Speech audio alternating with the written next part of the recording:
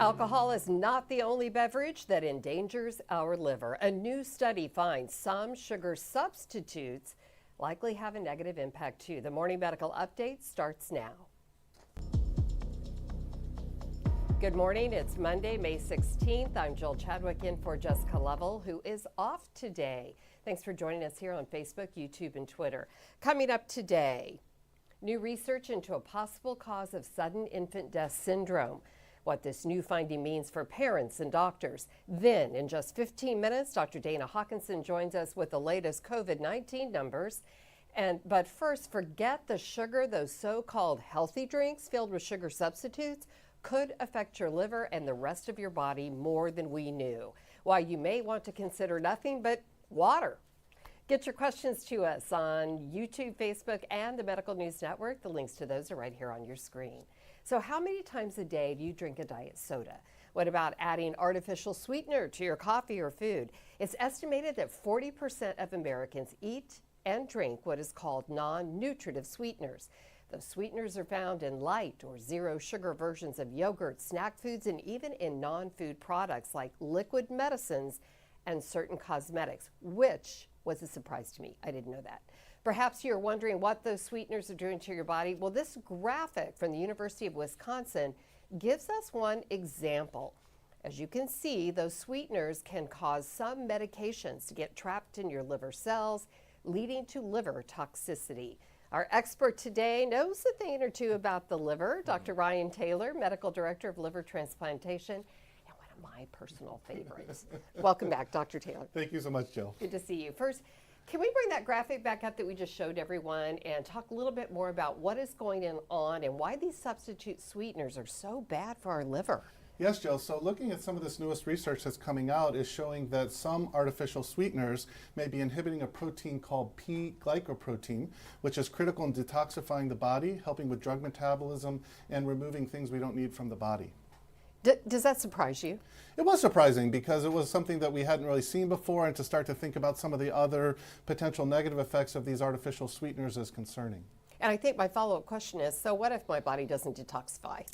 Well, obviously these proteins then can circulate, they combine in other areas. This is where it can affect some other cellular systems. You start to then have questions about how these impact, such as cancer, some of the other negative things we may have heard about artificial sweeteners in the past.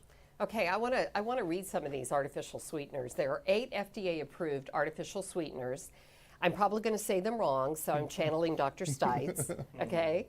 Aspartame, also known as NutraSweet or Equal, found in sodas and cereal, 200 times sweeter than sugar. Now that sounded like a lot, but wait.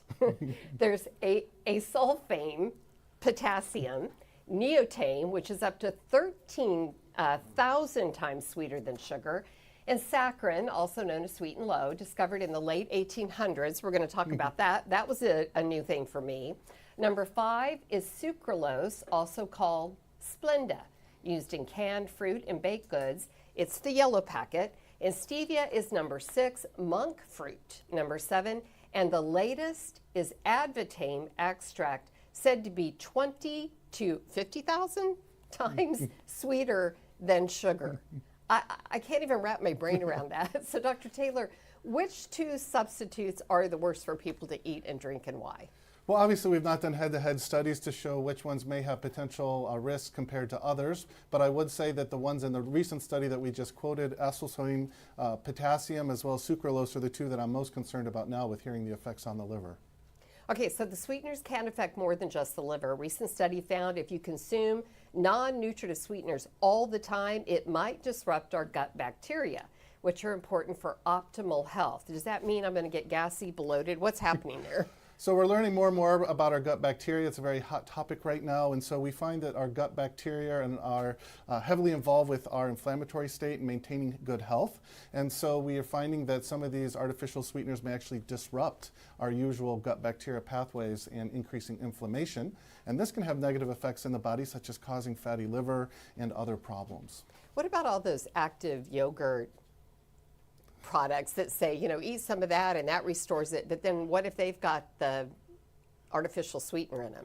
Is there a battle going on inside? There's probably a battle going on in there. You're obviously giving healthy bacteria with some of these types of yogurt, but then you have your artificial sweeteners that you have to balance. So there's always a balance in everything.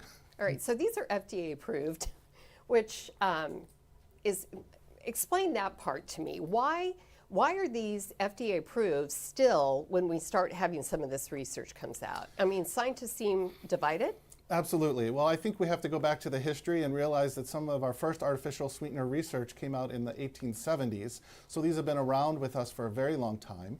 And the FDA claims that they've done numerous studies on these to allow approval. So some of the most commonly used artificial sweeteners have had 90, 100, 110 studies reported showing safety and a lack of risk for people. We're going to get to some community questions, but I have one more question. I was reading, and it says the National Library of Medicine researchers say there have been enough animal studies to convincingly prove that artificial sweeteners cause weight gain, brain tumors, bladder cancer, and other health hazards, including being carcinogenic in humans. So again, I ask, we're still okay to eat them? I think we have to be very cautious and obviously take things with a grain of salt sometimes as we learn about these things. But one thing I would point out is that the amount that the FDA says is safe to consume is quite staggering. And so if you look at what the FDA feels is a safe amount of these sweeteners, it may be up to 2375 packets a day of some of these artificial sweeteners. So very much beyond what the average person would consume in a day. And I bet you can't just count what you're putting in your own sugar or iced Yes. tea, right? I mean, Right, exactly. I mean, in your iced tea or your coffee. Right. You got to read labels. Well, that's one of the problems here, actually, Jill. So the actual amount of artificial sweeteners and products is not listed currently at this time. And this is one of my concerns, is that it will tell you that it's contained in a product, but it won't tell you how much. Let's go to Bob Hallinan, who's taking viewer questions this morning. Bob, welcome back. We got third string in again today. We're going pretty deep in the bench, I'll say. That's We for are. sure. All right, morning. Good morning. Got a couple of questions so far. Leanne wants to know if any amount of sugar substitute is safe to consume each day. So this comes back to kind of my point earlier, is that the amount that the FDA says is safe is quite a bit larger than what the average individual will take. So I think you have to use your personal judgment. Probably having 1 or 2 servings a day is probably not going to confer the same health risk as some of these larger servings that the FDA says may be safe. All right. Bob? Dane says that both sugar and artificial sweeteners sound bad to eat. And bottom line, which is worse on the liver? And more important, what do you tell your patients? That's a really tough thing. So we have a battle here with both sides. So obviously sugar and glucose and those kind of sweetened foods naturally obviously contain calories. That's why a lot of people choose artificial sweeteners to eliminate calories from their diet. So as far as fighting liver disease, we want to try to minimize our calories that our patients have that could cause fatty liver. But on the other hand, as this research emerges, I have to admit, I myself am more concerned about some of the interactions within the liver that we're seeing. All right. We're going to ask you some more gut questions in a moment. I'm sure that our viewers, they usually like to, we may veer a little bit off artificial sweeteners, but I know you've got this. But first, Dr. Dana Hawkinson, Medical Director of Infection Prevention and Control, joins us with our numbers. Are you a sugar fanatic? You know, I do like some Sour Patch Kids, and I've certainly tried to go away from it in my older age. But yeah, sometimes you need a little bit of sugar to get by. So yeah. But right now, and it's good to talk about these other things rather than COVID. I think we are more than weary from that. So right now, things are really looking good in the hospital. 5 active infections, 2 in the ICU. Sorry, it's actually 0 in the ICU, none on the ventilator, and 7 in that recovery period as well. And would also like to say that, you know, looking at the MARC data, comparing where we are currently with where we were in the really the worst part, the peak of the Delta Omicron surge. At that point in time, we were having 4,300 cases a day was the average number of cases reported. Now we're down to under 200. And as well for hospitalizations, we were at 270 hospitalizations for the rolling 7-day average at the peak of the Delta and Omicron surge. Right now, we're at 46. Again, this is the MARC data that's reported publicly. So overall, we're looking a lot better, Jill. All right, well, that sounds good. However, in the last 48 hours, there have been some headlines that have come out about Omicron and new cases, subvariants that are spreading quickly. What do you make of all that, and how are the death and hospitalization rates being impacted? Yeah, you know, what we have from our data and in the United States is we know that cases are going up again. how true are some of those cases, because we know some people probably are not presenting for the PCR testing. They're doing at-home testing or not testing. But the hospitalizations, we haven't seen a very large uptick. We have seen some increase in hospitalizations since this new surge is going on, but nowhere near the level that we have before. And this is also consistent with what, say, the UK as well as South Africa has seen. And again, they have more B4, or BA4, BA5 in South Africa. They haven't seen the commensurate rate increase in hospitalizations and death, even though they were having a surge in cases. And I think this mostly is attributable to the individual's immunity, mostly from vaccination, but also possibly from infection and reinfection. And so we aren't seeing that, and hopefully I think we are all being optimistic and thinking we will not see that hospitalization and death surge as we did with Delta and Omicron. We will not see that right now with this surge moving forward, so hopefully that will hold true. Still, if you look at the cases, we mentioned that in March, COVID-19 dropped drastically in the U.S. Yeah. At one point, the U.S. was 13th in the world in the 7-day average. Now it's back up to second behind Germany. Yeah, I mean, is this, it's just contagious? Yeah, I think Hyper-contagious? that's what we have to understand, is that if people are out there, we know the virus is circulating. If you're going to be doing things now, there's graduation parties, weddings, all of those things that people are getting together. We know the virus is going to be able to spread. We are seeing that those increase in cases overall. Again, the thing that we want to make sure is that we can protect people from coming to the hospital, going to the ICU, and it seems like we're doing that. Again, just be up to date on your vaccination. If you have symptoms, test early, and get on Paxlovid, which is the oral drug that is preferred right now to take as an outpatient, to take when you're home, to help prevent you from going to the hospital as well. All of those things will help prevent those hospitalizations, and I think that's part of what we are seeing as well. So as long as the cases may be going up, but if we can protect people and keep people from coming to the hospital, that's what we want. Okay, just two more COVID headlines. Yeah. You can tell I was reading over the weekend. What do you make of this North Korea announcing its first COVID deaths ever amid an explosive outbreak? Yeah, I think things can be very bad in North Korea. We know the lack of resources that they have. We know this has been a hermit society, a shutout society. A lot of the aid workers have left there as well. So this could be very bad. We know the infrastructure in North Korea is certainly suboptimal for many things, including healthcare. It is a concerning issue for sure for all of those people in North Korea, but we'll just have to see how it plays out. We know that they really have not had vaccination as well, and so now they are really catching up 2 years of what the world has been catching up as far as cases go, infection-induced immunity, but also, again, they don't have that most safest way. They don't have those vaccines to help induce that vaccine immunity as well. It could be a very bad situation there. And it's also a matter of how much are we really getting to know and understand, because we know how locked down they are as far as letting news out. So, right. Mm-hmm. Okay, last question right now from me. I'm sure the community will Yeah. probably have some more for you, but Novavax, it's back in the headlines again, saying it's confident its COVID vaccine will receive FDA authorization in June after delays. I mean, they are so late to the party. You need to remind me what type of vaccine this is. Is this an mRNA? This is not an mRNA. Okay. So this is the spike protein. A lot of these vaccines are spike. This is a spike protein that they have grown in a lab and created, and then added it to another component to be able to inject into your arm. So this is more of an older technology where we just have the piece of that virus. In particular, this is the spike piece. This may offer one more option for those people that may be concerned or vaccine hesitant about either the J&J vaccine or the mRNA vaccines. This may be one other option to offer to those people as well. I'm hoping it does get approved or authorized. That is one more thing that we can use to help get the shots in arms to get that vaccine-induced immunity. So, yeah. That is so true. Yeah. So don't go anywhere, okay?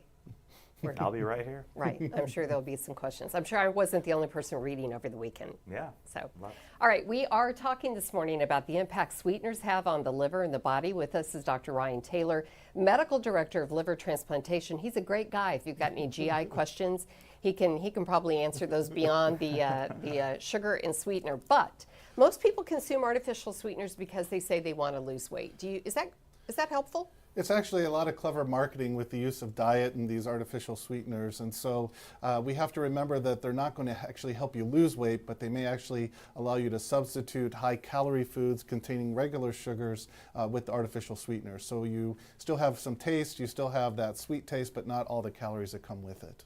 And some of these artificial sweeteners are made from chemicals. Some of them come from herbs and plants. Are the ones made from herbs and plants, are they just so much better for us? We like to think so, but obviously there's a lot of slippery slope with these.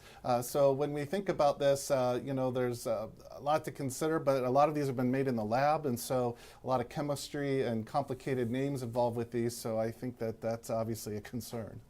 Right, and do your patients, we talked a lot about liver transplant, but you do treat other people, so does it matter, pertaining to whatever kind of ailment they might have? Do you ever say stay away from the sugar, stay away from artificial, or do you just say stay away from all of it?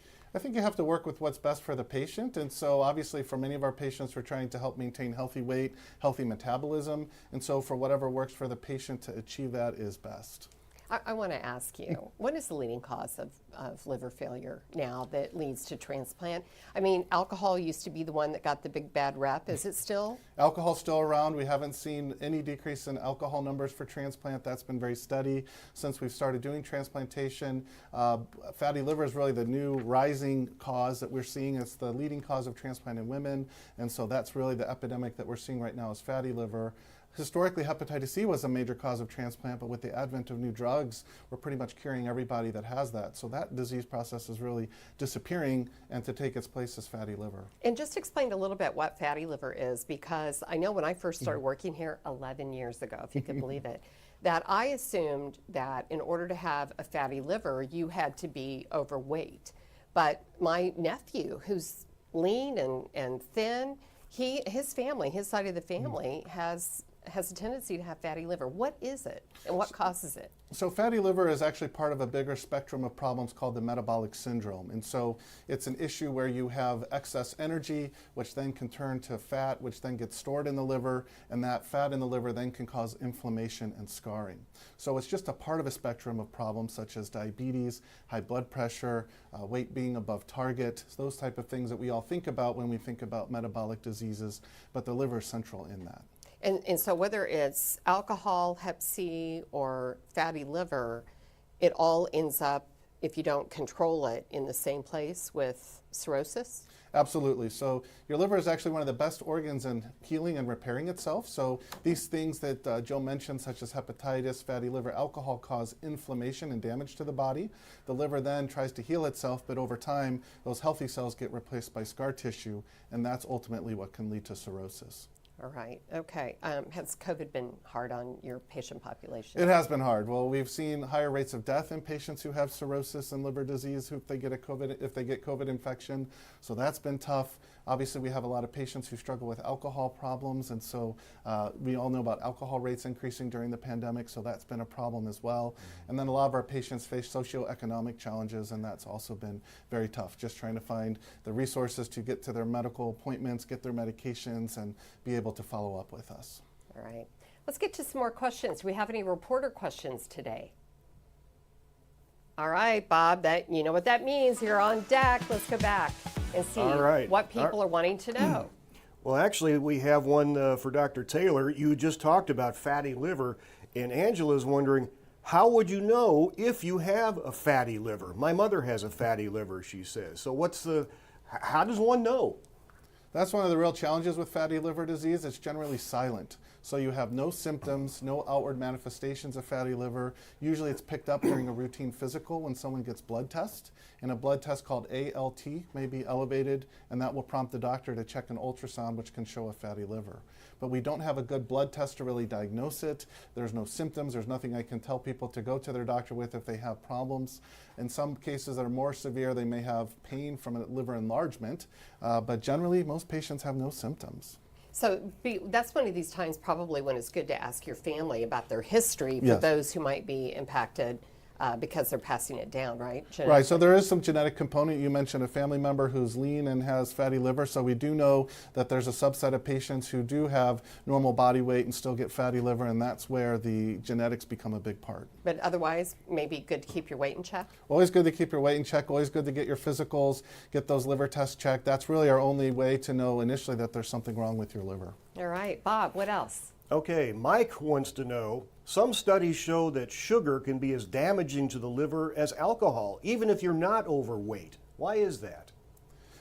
So obviously there's a lot of things that can damage the liver. Alcohol is the prime thing we talk about. I was here a couple weeks ago talking about alcohol in your liver, so we certainly know about that. Alcohol can actually get converted into sugars and then also damage the liver directly, so that's why alcohol is so particularly difficult. But sugars in themselves are a prime leading cause of this excess energy problem that I'm mentioning. American diets just have too many calories. Our bodies weren't designed to handle these amount of calories, and then they store the energy in some fashion, and that's where it develops in the fat in the liver. Wow.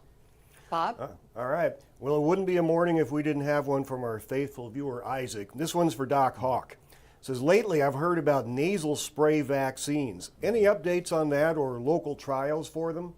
Great question.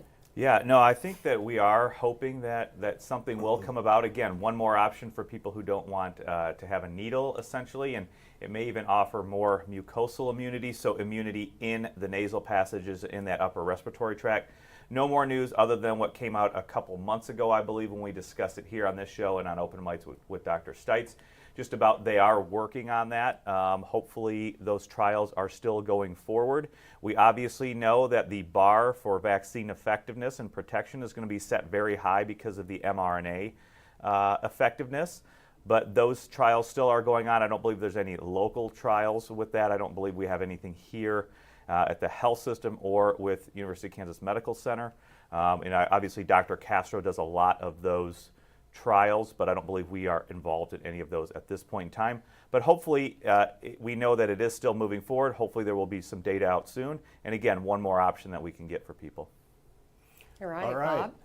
Doug from Lenexa wants to know why stevia is a better alternative versus the other options.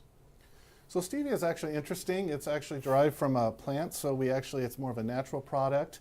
And actually some early research is showing that stevia may actually be helpful for patients with fatty liver, showing some decrease in inflammation and decrease in liver markers that actually are associated with fatty liver. So more to come on that, but quite promising research going on with stevia. Another fatty liver question. Judy wants to know, is fatty liver reversible? Actually, it is. So we do see patients where they turn things around, and so obviously we need patients to adhere to a healthy diet coupled with exercise, change the metabolism balance so that they're burning calories, not saving calories, and we actually can see patients with fatty liver turn around. All right. Kathy's asking, is it true some over-the-counter medications like Benadryl can cause liver problems?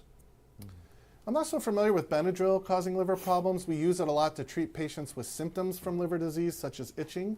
So it's not something I commonly think of as a major problem to cause liver problems. Tylenol, though. Tylenol for sure. Oh my gosh, Yeah. we're always having trouble with acetaminophen. That is one of those interesting substances that probably, if went through the FDA process nowadays, may have difficulty getting approved. So we're kind of talking about how things become into our armamentarium that we use, and that's something that's been around for a really long time. But Tylenol can certainly have a double-edged sword. Too much Tylenol, or with alcohol, or if you're fasting, too much of a good thing can certainly cause liver damage, and unfortunately even can be severe enough to cause liver failure. Well, and I've also heard that if you have toxicity from the Tylenol, it's painful. You can, from the amount of inflammation and damage caused to your liver, certainly can cause some acute pain, but that's usually because your liver is so inflamed and in fact shutting down in some cases that it can certainly cause some discomfort. All right, Bob? All right. Oops, what happened to it here? Joellen says, why do artificial sweeteners leave an aftertaste in your mouth? I hate the taste of Diet Pop, so I quit drinking it years ago. Well, good for her. I agree, though. Sometimes you do taste that. I just think it has to affect on how your taste receptors, on how these things are perceived by your brain. And so, some things just don't quite perceive as well as the good old-fashioned sugar. So it's just has to do with the chemistry and binding to the taste molecules. Well, Vicki's asking, as an insulin-dependent patient, which sweetener should I use? So, good question. They're obviously looking at some of the benefits or less risk of some of these sweeteners in diabetics. Obviously stevia is having some interesting applications there. So it's hard to say that there's one that's better for certain disease states, but it's certainly of interest to researchers. Okay, and Jean has one for Doc Hawk. Wants to know, what is Dr. Hawkinson's opinion of ADE possibly affecting the effectiveness of the vaccines? I don't know what ADE is, and I bet you Dr. Hawkinson does. It's basically antibody-dependent enhancement.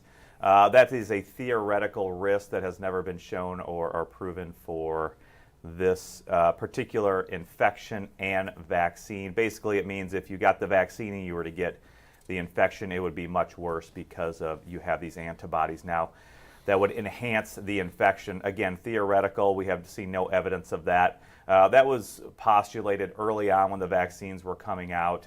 There's absolutely no proof of that. The vaccines continue to be safe, and you are much better off getting the vaccines and then getting infected. You have that immunity built up, but there's no evidence of the ADE there. So I think that is one thing you can put your mind to rest about. Okay, and you went through that list of all the sugar substitutes earlier. Jean was wondering, did you mention Truvia? I guess that's another brand, and is that different from any of the others? It's part of the, I think, stevia, maybe? I think it's Truvia, I believe, is the product name of stevia. Stevia is the actual basic name, but the brand name is Truvia. I think that's correct. All right.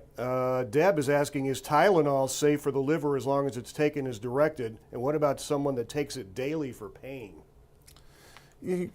Acetaminophen can be safe. Obviously, it's a widely used medication. What I usually tell my patients with liver problems or liver concerns to limit their acetaminophen use to no more than 2,000 milligrams a day, which ends up being 4 extra strength tablets. So that's what I usually advise my patients with liver problems. But if you follow the package insert, generally that should be okay. Certainly the one area where folks can get in trouble is if they're drinking too much alcohol and mix it with acetaminophen. That the alcohol actually causes the toxic metabolite of acetaminophen to increase in the blood, and so that can actually amplify the risk for toxicity. So if you're a heavy drinker or taking something for a hangover, probably acetaminophen is not your best choice in that regard. What about NSAIDs like ibuprofen? NSAIDs don't have the same interaction there with alcohol or with the acetaminophen, so that might be actually a better alternative in those circumstances. I saw the other day where they're packaging it together, the Tylenol and the ibuprofen. Oh, really? Yeah. Yeah. What do you think of that? I think it's interesting. I think they're both very potent anti-inflammatories in what they do. But one of my concerns with acetaminophen is it's contained in so many different products. It's in things such as NyQuil, non-aspirin pain relievers. And so we see a lot of patients get confused and have some acetaminophen in their pain medication. Then they take it for a flu or flu remedy. And before you know it, they're having much more than they should, but it's because they're getting it from multiple different sources. Any danger with those nighttime pills? You said NyQuil, but what about like Tylenol that helps you go Tylenol PM, absolutely. So we'll have patients who will take their Vicodin, which contains acetaminophen, and then they'll take a Tylenol PM, which obviously has acetaminophen, and then they may have a couple glasses of alcohol to help go to sleep, and the next thing you know, it's a right combination for toxicity. Wow. Wow. Bob? All right, here's another one for Dr. Hawkinson from Don. He says, if you are immune compromised and over 65 and have had the full COVID series plus 2 boosters, once the second booster is at the 6-month mark, is there a recommendation for another booster since the immunity seems to decrease? Mm-hmm. Yeah, we certainly know immunity against infection does wane. Those antibodies contract. You have decreased levels of circulating antibodies. Right now, there is no further recommendation after that 5 doses. Again, if you're immune compromised, 3 doses is the primary series, and then the 2 boosters, as we heard in the question. So right now there is no further recommendation, even if you are more than 6 months out. I think those are things that we are going to be looking for moving forward when ACIP meets. We've obviously had Dr. Kevin Alt on. He is part of that. Most recent and coming up, they are going to be meeting about the childhood vaccines, particularly for those under 5. But we know that moving forward, there will be further recommendations for or against additional doses for those people that now are up to date with their vaccine. If you're immune compromised, that is a total of 5. And if you are not immune compromised and over 50, again, that would be a total of 4 for the recommended to be up to date. But as far as beyond that, we haven't seen any other further recommendations. I suspect those will be coming out as we get into the late summer and fall, moving into that cooler weather. Just as with influenza vaccine recommendations, we will probably be seeing more recommendations coming up. Okay, Emily wants to know, could honey or maple syrup be considered healthy sweeteners? Great, that's actually a great question. That's something that a lot of people look at, looking at healthier, more natural alternatives to sugars, and so enhancing your foods with those and substitute for other standard sugars may actually be have additional health benefits for you. Okay. All right, Brian wants to know, what pain relievers are the least troublesome for your organs? That's a challenge. I think you Yeah. have to look at what underlying health conditions someone has, and if they're generally healthy, non-steroidal agents or acetaminophen are usually perfectly safe. It's when a lot of patients either use them in excess or have other health conditions that put them at risk of toxicities. I grew up on a farm, and we couldn't always get into town that easily. So we used a lot of ice and a lot of heat pads. Yes. Growing up. Nothing wrong with that. Those Nothing wrong are with that. good? Okay. Rubbing dirt on it. Yeah, yeah. All right, All Bob. right. We have reached the end of our questions for now. If we get any more before the end, I'll let you know. Okay, whisper in my ear if you need to. All right, You I bet. do have one. When it comes to sweeteners, a lot of people have gut issues these days, IBS and those kind of things. Do the artificial sweeteners make some of the symptoms that you might get with IBS worse? It's possible. We're learning more about that. We certainly had some of the data we talked about earlier where it may affect the gut microbiome there, and so that can obviously be related to some patients' GI symptoms. As far as actually causing GI symptoms, I think it comes to some individual tolerances and how people react to things. Never ceases to amaze me how sensitivities of some patients can have with certain things. And so here's a personal question. This may be TMI, but now that I have the doctor here. So as you get older, it seems like I have more problems with food. And I had another GI doc passing in the hallway and said, cut out your dairy, cut out your gluten for a while and see if you don't feel better. And I got to tell you, it was major change. Why is that? What's happening? I think a lot of people have undiagnosed sensitivities to some of these areas, such as gluten's a very popular one, and as well as dairy. I think you have to always take it with a little caution, though, because you don't want to give up some things that are very healthy, in your diet. Gluten, for example, if you aren't truly gluten sensitive, there are some health benefits of our complex carbohydrates that we take in. So I think you have to be careful about excluding things, but some people are just sensitive to this, and that may change as you age. The amount of enzymes that we have that process these things may decline over time. Yeah, is cake a complex carbohydrate? Cake is not a complex carbohydrate, unfortunately. Yeah, right. Bob, I think we have another question. We do have one more question that came through from Melissa. She says, what about coconut sugar, agave nectar, and brown rice syrup as sweeteners? So agave is actually quite interesting. So everyone kind of thinks of that being a healthy sugar alternative, but looking at some of the data, it actually may be more sweet and harmful for you than standard sugars. So I think the jury on that right now is a little bit out, and so I would be cautious with that with some of the latest things I've read. And one of the last questions that I had was that I swear that I'm addicted to sugar because it's a craving that hits, it seems like every night at 9 p.m. And artificial sweeteners, can you get addicted to those just like you would? I mean, does your taste bud know the difference in your brain? Absolutely. I think it comes not only just the artificial sweetener, but also the caffeine that comes with many of these products. And so, we certainly have know people who need their caffeine to function. So I think it all ties into that. So teasing out what might be kind of your caffeine addiction versus your sweet addiction is a little bit tough, but certainly it seems to make sense. And I read, too, when I was getting ready for this update, that lactose that I always think of as in dairy is actually a sweetener. It's a sugar, absolutely. So it's one of the natural sugars that we see. Yeah, people at home are probably eye rolling at me right now, but I did not know that. So yeah, explains a lot. All right, I really appreciate you being here today. You know that personally you're one of my favorite guys. You always take my phone calls, which is really, really nice. What is your final thought that you have for our viewers today? You know, I think there's still a lot that we need to learn about artificial sweeteners. So, you know, I don't think anything's set in stone right now. Obviously, we've had these for quite some time, so I don't want to raise panic alarms for folks. I think you just need to be mindful, and obviously moderation is always the key. All right, and our number one doc, Dr. Hawkinson. Yeah. You know, I think this is good. We have good questions about what we intake and put into our bodies, especially sweeteners, but also pain medicines. And we heard Dr. Taylor say that you know, everything in moderation is okay. You know, if it continues to be, especially if we're talking about pain meds, if it continues to be chronic, please get with your medical team. But again, everything in moderation, and that will be one more thing to help keep you safe as we are hopefully moving out of the worst parts of the pandemic and getting back to more normal life. All right. Thank you to both of our doctors and our experts this morning. In the headlines this morning, we wanted to tell you about Australian researchers who have uncovered a possible cause of sudden infant death syndrome, which to date has remained a medical mystery. The study identifies a potential biomarker for SIDS. A mother and researcher whose child died of SIDS nearly 30 years ago led the study. Our Dr. Catherine Peatlin, a pediatrician with the University of Kansas Health System, has more. SIDS is sudden infant death syndrome.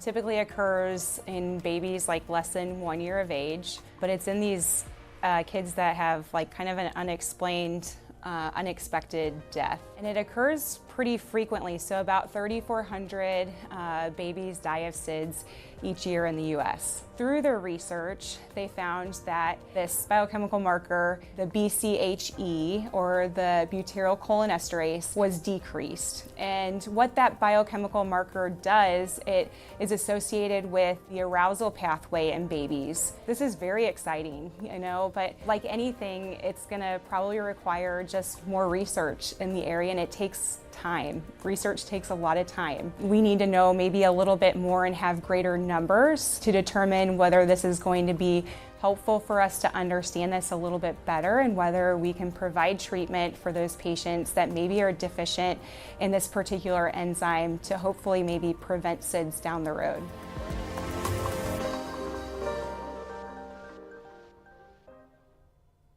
Thanks for being with us today. Don't forget, you can catch our morning updates anytime by logging on to Facebook, YouTube, and Twitter. Jessica is truly back tomorrow morning. We'll see you then. Coming up tomorrow on the Morning Medical Update, more than 7 million people suffer trembling in the hands or arms. But Tuesday, there will be one less person suffering with the problem. I'm Jessica Lovell. We take you live inside the OR to watch the 100th patient receive this newer FDA non-invasive treatment. Join us at 8 on these social media channels. Subscribe to our Morning Medical Update and Open Mics with Dr. Stites podcasts. Now, everywhere podcasts are available.